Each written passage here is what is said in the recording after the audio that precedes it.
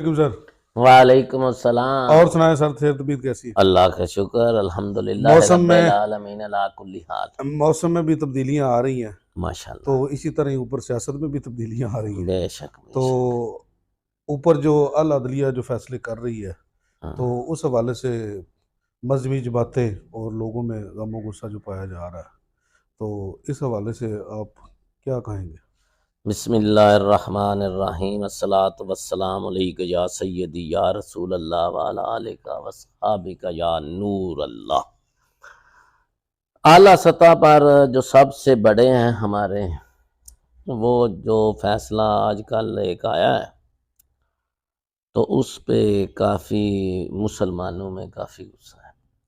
पाकिस्तान जिसको इस बात का पता चला है, मुसलमान को उसकी दिल आज़ारी हुई है, क्योंकि उन्होंने उसमें कहा है कि बंदों को कुरान मजीद पढ़ के समझ लेना चाहिए। तो मैं तो ये कहता हूँ, जिन्होंने ये फैसला किया है, कुरान मजीद तो उन्होंने पढ़ ही लिया है। मैं भी कहता हूँ वो पढ़ते हैं, तो जो हमारे उलमा हैं वो भी बेहतर पढ़ते हैं, क्योंकि उन्होंने तो बाकायदा उसमें ही इल्म हासिल किया है ना। जैसे डॉक्टर एक डॉक्टर बनता है, इंजीनियर को डॉक्टर के काम पे लगा दें तो वो तो नहीं कर आप सकता, वो नहीं कर ऑपरेशन सकते। ऑपरेशन नहीं कर सकता। तो वो तो चलो उलमा ने कुरान मजीद पढ़ना है, तो जो हमारे फैसला करने वालों हैं आइन भी पढ़ना है, आइन के मुताबिक करना चाहिए ना। बिल्कुल बिल्कुल। जो आइन में लिखा है वो करें ना। फिर इनको आइन नहीं आता, उनको कहते हैं, एक दूसरे को ये सब लोग कहते हैं आप वो पढ़ लो, तो जिस पे फैसला करना है वो फैसला करने वाले भी वो पढ़ लें, आइन पढ़ लें।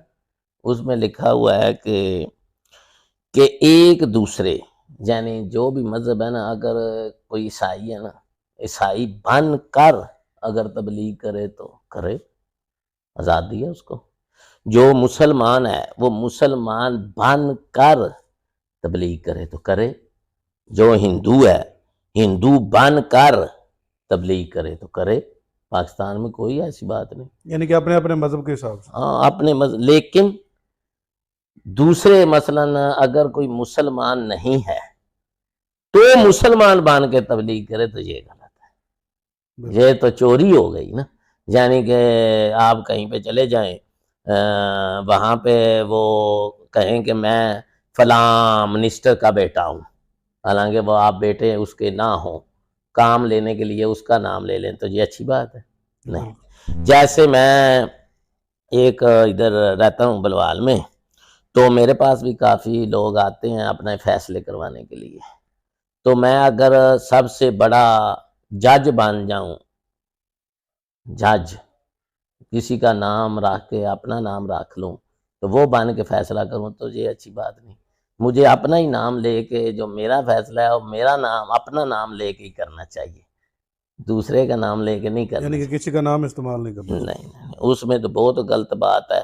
तो जो हमारे अल्लाह फैसले करने वाले हैं, उनको चाहिए इस पे गौर करें। ये तो बहुत ही गलत उन्होंने बात की है, जिससे मुसलमानों की दिली आज़ारी हुई है। और बहुत मैंने देखा है कि हर बंदा ये कह रहा है कि ये इतनी आला सतह पर चले कैसे गए हैं, कि जिनको इतना भी नहीं पता कि आइन के मुताबिक फैसला करना है। आइन में लिखा हुआ है कि वो अपनी तबलीग मुसलमान बनकर नहीं कर सकते, काफर अपनी तबलीग मुसलमान बनकर नहीं कर सकते। वो अपना उनका जो नबी है, जो उनका नबी। वो जो जिसको वो नबी मानते हैं, वो कहें हमारा फलां नबी है, हम फलां हैं, अपना जो उनकी है, जो उनकी शिनाख्त है, उसके मुताबिक करें ना, फिर तो ठीक है। बिल्कुल बिल्कुल। जैसे आइन ने कहा है कि वो मुसलमान बन के ना कोई मदरसा बना सकते हैं,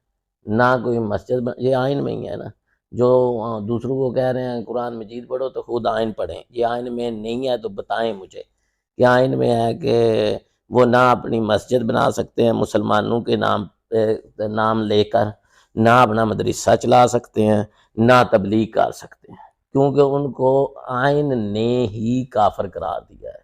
वो काफिर बन के अपनी तबलीग करें।